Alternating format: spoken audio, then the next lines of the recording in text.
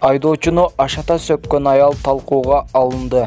Тартип болуусу үчүн ушул видеого лайк басып коюңуздар. Көпчүлүк элдер бети жок аял бергени 5 сом. Олтуруп алып сүйлөп жатканын кара, уяты жок. Каарыган башы менен бети аягы бир болуп калган деп интернет колдонуучулары жазып жатышат. Сиздин оюңуз кандай? Комментарийге жазыңыздар. Чынында ушундай жакшы адамдар бар, дүйнө сакталып турат. Ыйманы бар чоң энелерибиз ушундай жардам беришет. Кандайсыз апа? Содаңыз болуп атабы? Мен көчөдөн акчамы алдырып койдум да.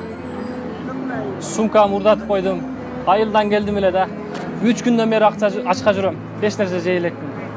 Манга жардам бербейсизби эне? Аябай курсагым ачты. Хотя бы алмаңыздан бербейсизби эне? 3 күндөн бери ачка жүрөм. Айылдан келип, акчаларымы, сумкаларымы алдырып койдум. Нам берейин. Боло берет, нам болсо берет.